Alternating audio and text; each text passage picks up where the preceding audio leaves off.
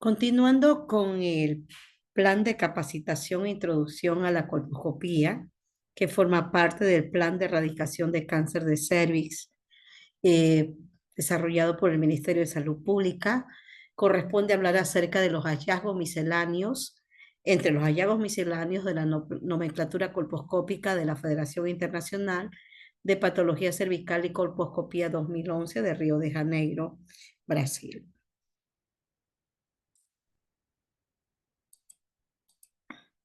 Pues bueno, si allá hablamos de hallazgos misceláneos o hallazgos varios, sí, tenemos que referirnos netamente de esta nomenclatura de la Federación Internacional de Patología Cervical y Colposcopía, nos tenemos que referir a la zona de transformación congénita, sí, la presencia de condilomas en el cuello del útero, pólipos a nivel exocervical y endocervical, a las endocervicitis o exocervicitis, la presencia de estenosis, anomalías congénitas, anomalías de posteriores a tratamiento, ya vamos a ver, endometriosis. Si decimos qué es la zona de transformación congénita, ¿quién de nosotros cuando recién comenzamos a hacer colposcopía no confundimos una lesión de bajo grado, un mosaico fino con una lesión de bajo grado con una zona de transformación congénita? Quienes ya hacemos colposcopía hace 25, 30 años, obvio que para nosotros ahora a esta altura del camino es tan fácil decir esto es una zona de transformación congénita, pero todos en nuestra formación inicial la confundimos con una lesión de bajo grado. Eh, Se define como un desarrollo anormal del epitelio escamoso por maduración excesiva de las capas superficiales, pero incompleta en las capas más profundas. Está presente en el 3 al 5% de jóvenes. Este es el caso de una paciente de 20, yo me acuerdo que tenía en ese entonces unos 25 años, ¿sí? Definitivamente donde podemos observar un mosaico regular, pequeño, pero muy difuso, que se extendía netamente, se extendía hasta el fondo del saco anterior y posterior, ¿sí? Y que corresponde a una desviación del proceso metaplásico normal y que carece totalmente de potencial neoplásico. Una gran área seta blanca, un epitelio acerto blanco fino, delgado, pero más que eso, es un mosaico fino que se extiende desde el fondo del saco anterior al posterior, a ambos lados.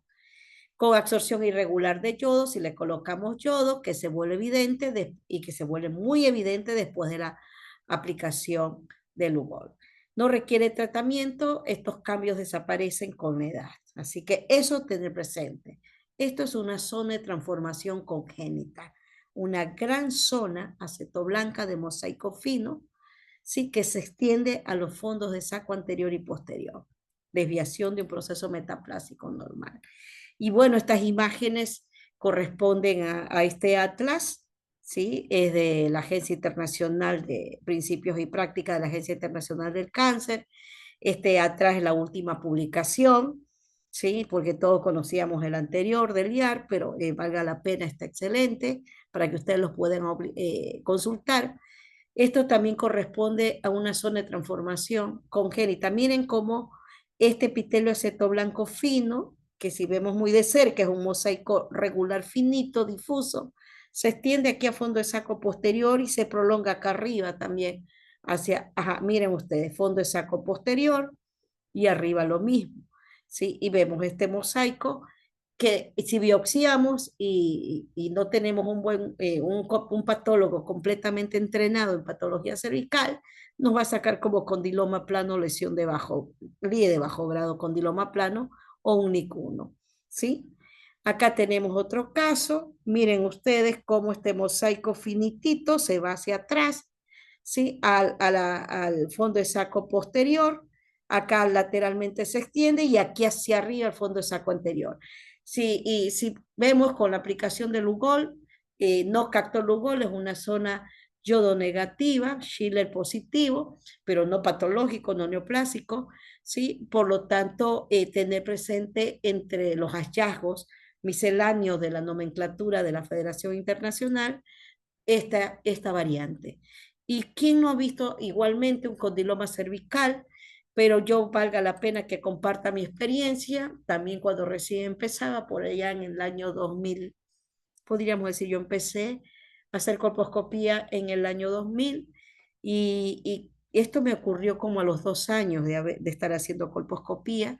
Observo esta lesión que pudiéramos todo decir. Yo me acuerdo que le envié a Solca a unos amigos, la vieron entre todos y todos concordaban que era un carcinoma de cervix esofítico con áreas de necrosis, es que parece netamente acá arriba. Hay áreas aquí, áreas necróticas, hay una ulceración, es una tumoración exofítica irregular y que uno la biopsia y dice, bueno, es para encontrar un cáncer y oh sorpresa, viene diagnóstico condiloma acuminado en el cuello. Entonces me negaba a aceptar el diagnóstico, la cito a la paciente, la cité, o sea, uno entregaba los resultados a los 10, 12 días. Cuando la paciente volvía a los 10, 12 días y observo ese diagnóstico de condiloma, vuelvo a repetir la colposcopía porque me negaba a aceptar que fuera un condiloma y bueno, y observo netamente que la lesión cambió a los 10 o 12 días de cuando le entregué la primera biopsia. Entonces vemos, realmente aquí está la zona que mordí. Con la Tischler mordí la biopsia, hice una biopsia en sacabocado, cambió totalmente esta aparente lesión esofítica que parecía un carcinoma invasor, ¿sí? Y miro que realmente ahora está de color blanco, ¿sí? Y que hay presencia de vasos y que volví a tomar la biopsia para reconfirmarlo y fue un condiloma plano. Este es otro caso actual de una paciente con condiloma, realmente un condiloma a nivel cervical. Y seguimos endometriosis cervical primaria. Bueno, son nuevos criterios cuando hablamos de primaria, cuando de secundaria. Los criterios de Sindel-Mack de endometriosis primaria principalmente se refiere a tejido endometrial localizado en labio anterior de cervix, tejido endometrial limitado a la superficie cervical sin extensión más allá del epitelio escamoso, ausencia de endometriosis en útero, tabique recto vaginal y pared vaginal, cese de los síntomas después de la extirpación de las lesiones cervicales. Entonces ahí hablamos de endometriosis cervical primaria, criterios de Sindel-Mack de endometriosis. Factores de riesgo que pudieran llevar a esta endometriosis cervical primaria. En este caso cumplimos aquello como tejido endometrial limitado, ¿sí? Netamente al labio anterior. Aquí tenemos un quiste endometriósico, acá tenemos otros quistes de endometriosis limitado al labio anterior. Uno de los criterios para hacer endometriosis primaria, no se extienden más allá del epitelio escamoso, no hay, había ausencia en útero, en la pared vaginal tampoco observamos, y la sintomatología de dolor cólico del sangrado, ¿sí? Y cierto dolor en el cuello se fue después que estirpamos.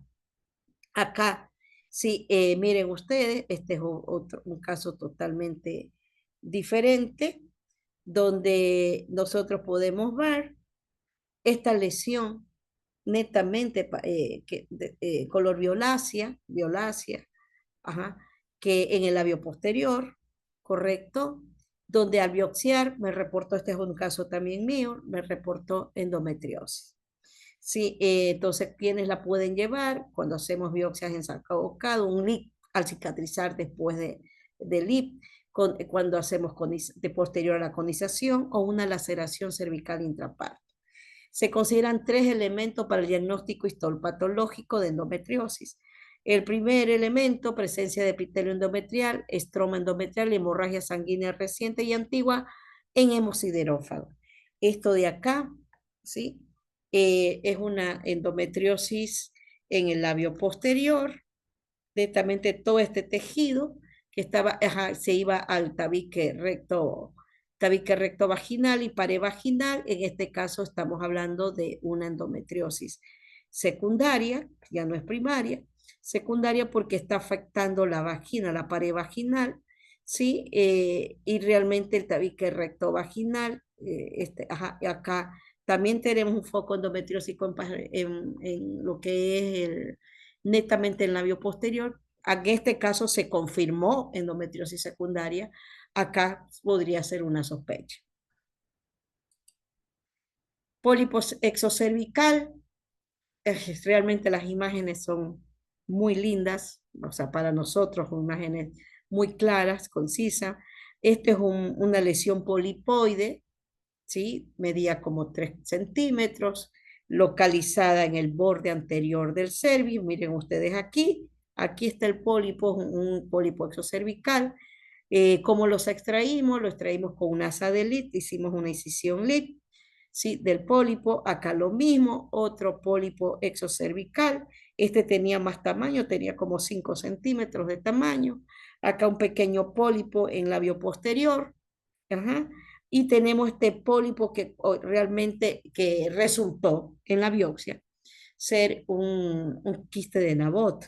Yo lo puse como pólipo, aparentaba ser un pólipo exocervical, pero cuando ya llegó, sí, lo sacamos con LIP, también poniendo anestésico, ajá, netamente infiltrando en el labio anterior y hacer la excisión, biopsia, pareció un pólipo, resultó como quiste de Nabot. Y vamos a ver pólipos endocervicales, una gran variedad. ¿Sí? Este es un pólipo endocervical, lo llaman comúnmente pólipo nascens, no sé, pólipo nascens. ¿Sí? Dentro de la clasificación de pólipos, este sería otro. Estos son endocervicales, provienen del endocervix. Hacemos la maniobra de desplazamiento y observamos si al rotarlo con la pinza de aro no ofrece resistencia al hacer el giro, nos está diciendo de que el pedículo es fino y que netamente puede ser extraído, a diferencia que si hacemos la maniobra de rotación y nos tracciona y nos devuelve nuevamente al sitio donde comenzamos, ese pólipo tiene que ser extraído por histeroscopia. Acá otro pólipo endocervical multilobulado, acá tenemos esta forma netamente muy multilobulada, y este es un pólipo totalmente rarísimo que no había visto en mi vida, ¿sí? Un pólipo grande, medía como 4 o 5 centímetros, tenía esta forma caprichosa de forma, o sea, esta forma caprichosa, irregular, grande, y que fácilmente se movía, no sangraba, y miren ustedes, se extrajo y no hay sangrado. Este podría ser realmente lo que se conoce como pólipo nascens, de acuerdo a la literatura, un pólipo largo, netamente medían 6-7 centímetros, de luego su extracción, pólipo endocervical entre los hallazgos. Y aquí hay un caso que bueno que dejó una gran enseñanza, la primera impresión que uno mira, recuerdo tanto que esto lo vi sin colposcopio. Inicialmente sin colposcopio. No puedo mentir que lo vi con colposcopio. Una paciente que consultaba por sangrado, paciente de 26 años, tenía un aborto, una cesárea, un hijo vivo, y que llegó por sangrado abundante, que me acuerdo tanto, se había desmayado en el baño y se había venido en hemorragia, ¿sí? Y que su único antecedente importante era un aborto incompleto hacía 1 año y medio, Papa Nicolau negativo para el cáncer. La mandaron por sangrado vaginal con coágulos después de una relación sexual y posteriormente mientras se estaba duchando y bañando, y fue cuando mientras se duchaba se vino la hemorragia, se perdió el conocimiento y se desmayó, ¿sí? Entonces se desplomó al piso por una lipotimia. Entonces yo observo a la especuloscopía porque no fue el momento de la consulta ginecológica, y yo lo primero que dije, ¿y esto qué es? Ajá. Sí, entonces porque me impresionaba como una cabeza fetal saliendo por el cervix. Si ustedes ven el cuello, el cuello, el orificio, sí, el labio anterior y posterior está netamente acá al borde del cervix, y esto sobresale como una cabeza de feto, como que este fuera la cabeza. Entonces observo una tumoración de 5 centímetros, violácea, muy vascularizada, con tejido necrótico, coágulos de olor fétido, apestaba. Realicé una biopsia incisional entre el tejido sano del borde del cervix, entre el tejido sano y el tejido necrótico, o sea, abarqué los dos tipos, justamente los dos tipos, Realizó biopsia y comienzo, o sea, con el antecedente de legrado, hago una HCG cuantitativa, 22.800, estaba alta y no, ella no se sabía, embarazada, y esa HCG, a nivel de ecografía no había ningún embarazo intrauterino. Y la hemoglobina cuando llegó después de que se desmayó en el baño, sí, había tenido dos tipos sangrados, después de una relación sexual y luego bañándose. La hemoglobina en 8, hematócrito 24, al borde de una transfusión sanguínea. Sí, entonces cuando observo la HCG elevada, es lo que pongo como sospecha coriocarcinoma cervical versus mioma abortivo, porque pensé también en un mioma abortivo necrótico, diagnóstico patológico inicial, adenocarcinoma endocervical in situ. Y ahí fue que yo dije, no, eso no es un adenocarcinoma endocervical. Fue lo primero que me reportó el patólogo de ese entonces, sí, de la institución donde trabajo, no mi privado, adenocarcinoma endocervical in situ. Por ningún lado podemos decir que esta masa es un adenocarcinoma in situ. ¿Sí? Era como placenta, era como la cabeza de un bebé sangrando, ¿sí? Y netamente decidí enviar a mi patólogo privado de confianza, le mandé las imágenes, le dije que la HCG estaba elevada y que estaba sospechando un coriocarcinoma. Esto después del HCG, al inicio ni yo sabía qué era. Derivo con ese diagnóstico, derivo a un hospital de tercer nivel, donde la HCG había descendido un poco, pero lo sangrado, la hemorragia continuaba. Miren, ya había que transfundir sangre con hemoglobina 6.6, recibe transfusión hemoderivado y realizan colposcopía y biopsia. Entonces, justamente, pues biopsiaron el tejido netamente necrótico. Entonces, reportan granuloma inflamatorio con extensa necrosis y hemorragia, cambios reactivos, escasas células que muestran atipia. Se sugiere biopsia ampliada, servicio, ajá. Entonces, definitivamente me pongo yo en contacto porque yo me mantenía en contacto con la paciente permanentemente todos los días y lo consigo, o sea, derivé al hospital de tercer nivel, consigo hablar con el oncólogo, le dije que su HCG estaba elevada, que observe el antecedente de legrado y que realmente la biopsia que hicieron en el hospital donde él trabajaba, netamente biopsiaron tejido necrótico, pero que yo tenía el bloque parafina para que sea revisado, donde realmente sí se confirma que había un coriocarcinoma. Se indica tratamiento con metotrexate, responde la paciente, la masa desaparece completamente, me olvidé poner las imágenes. Sí, completamente desaparece la masa, pero ante el temor de que pueda, con el metotrexate mejoró, ante el temor de que puedan realmente complicarse, tenía un hijo, de oncología decidió hacer la histerectomía. Yo peleaba que no era necesario porque vi el cuello completamente normal, que me olvidé poner la imagen después del metotrexate, pero decidieron histerectomía. Y estenosis cervical después de procedimientos de radiofrecuencia. Esto es después de un LIP, una paciente de 42 años con un cervix totalmente que no se observa estenótico. Acá igual, después de un procedimiento LIP, de un conolip, ¿sí? Miren ustedes, cervix estenótico, y este es otro paciente que realmente hizo una estenosis cervical después de una conización, otra paciente, perdón, y una anomalía congénita. Vamos a ver respecto a anomalías congénitas, la ectopia, la ectropión o ectopión se refiere netamente a, a una ectopia de origen congénito y perdón, ectopia de origen congénito, entropio ya de tipo netamente traumático luego del parto, pero en la literatura lo definen como ectopia o ectopia o ectropión. Se debe a una persistencia congénita de la unión escamo-columnar en su ubicación neonatal original, o sea, congénito, lo que es la ectopia, así la conocimos inicialmente, y que el ectropio era después de un parto por efecto traumático. ¿Sí? Persistencia congénita de la unión, esta unión escamocolumnar en su ubicación neonatal original. ¿Sí? Este es un ectropio macropapilar que también pudiera confundir con una lesión exofítica sospechosa sea, pero no es así. Acá hay otro, otra ectopia micropapilar, periorificial grande, acá igual, tremendas, esta es una ectopia macropapilar, igual que acá, ¿sí? La exposición a los estrógenos maternos estimula la hiperactividad del epitelio columnar y produce el ectropio en etapa fetal tardía y el primer mes post-nacimiento, ¿sí?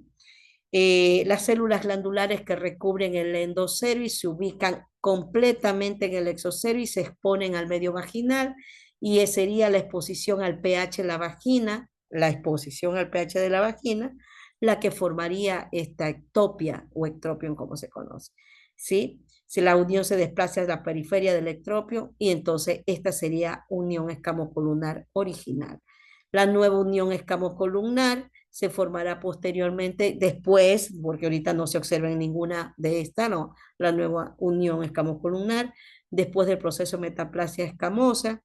Sí, y observamos que después de la aplicación de ácido acético, el epitelio columnar aparece en parches blancos. Acá sin ácido acético, este es después del Lugol. Aquí netamente después del ácido acético, tenemos entonces persistencia congénita de la unión escamocolumnar, ectopia, ectropia o ectropio. Anomalías posterior al tratamiento, sobre todo después de una conización en frío, después de aplicación de tricloracético. Esto es una sinequia, miren ustedes esta parte, esta es la sinequia, este tejido adosado al orificio cervical. El labio anterior está pegado en la línea media con el labio posterior y tenemos solo este pequeño orificio cervical donde tomamos PAP y aquí se puede observar la sinequia muy claramente.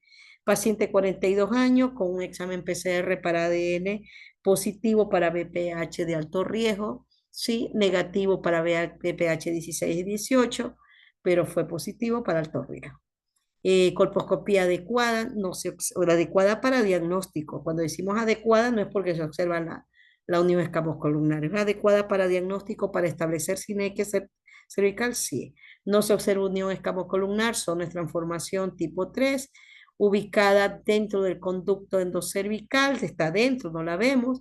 Epitelio endocervical no observable, presencia de sinequia posterior a cono frío, se realiza legrado con curete Kevorkian, ¿sí? Y mi diagnóstico, colposcopía adecuada, normal, neoplasia glandular a descartar. Esta es una paciente con una sinequia posterior a cauterización con ácido tricloroacético. Sí, estos son dos casos. ¿Sí? Este es otra paciente. Este caso de aquí, 39 años, PA negativo para el cáncer, colposcopía adecuada, unión escamocolumnar no visible, zona de transformación tipo 3, presencia de sinequia posterior a curación con ácido tricloroacético. Observamos hematoma, desprendimiento, hematomas, erosión, tejido erosionado, un hematoma aquí, otro acá, con exposición de estroma, ¿sí? Desprendimiento subepitelial, epitelio glandular no visible, se realiza legrado a través de este orificio con curete Kevorkian. Aquí nos metemos un poco después de hacer, despegar realmente la apertura.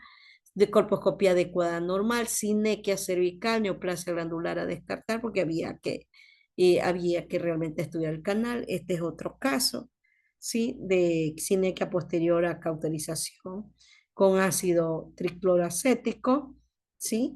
Otro caso, miren ustedes, esta adherencia, esta sinequia.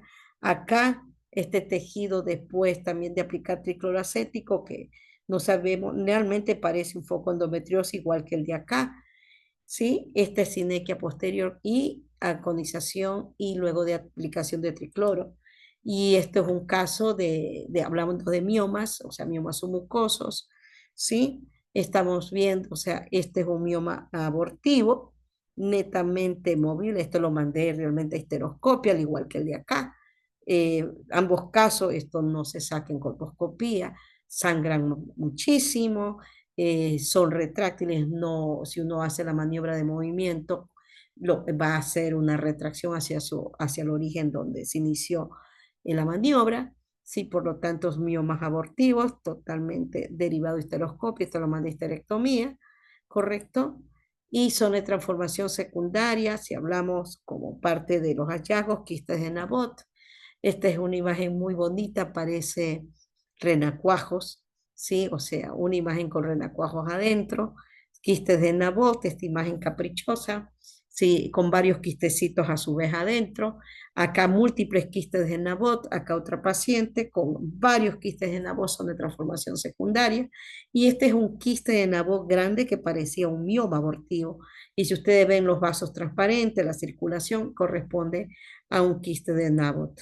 Y hablando de colpitis atrófica, como hay dentro de los hallazgos misceláneos de la clasificación de la Federación Internacional de Patología y Cervical y Colposcopía, sí podemos observar las inflamaciones, como decían, del cervix, la presencia de endocervicitis, con un cuello totalmente friable, sangrante, eritematoso, con flujo amarillo purulento, y acá una cervicitis atrófica con presencia de epitelio escamoso, con zonas de equimosis, correcto, hematomas debido a atrofia, igual zonas, aquí esta imagen que no me corresponde, zonas netamente con cervix atrófico con lesiones petequiales, con, además de lesiones petequiales, tenemos hematoma.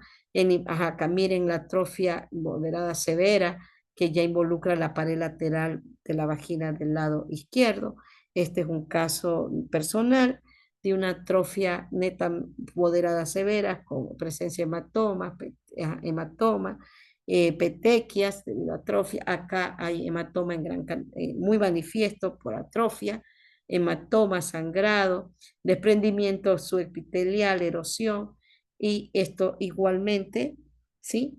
Una presencia de una endocervicitis con una secreción purulenta, era purulenta y no se observa claramente como amarillo verdoso, pero una secreción purulenta con cervix eritematoso, endocervix, sangrante, una endocervicitis purulenta.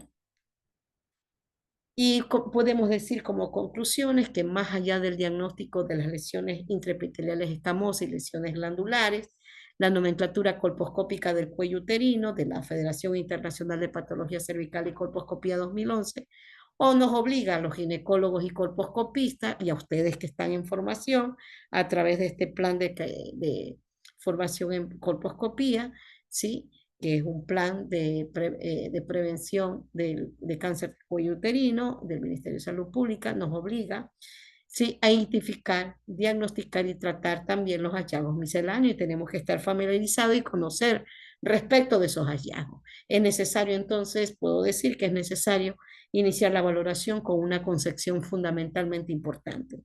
Un examen colposcópico adecuado se refiere al estado general en el que se realiza una valoración colposcópica.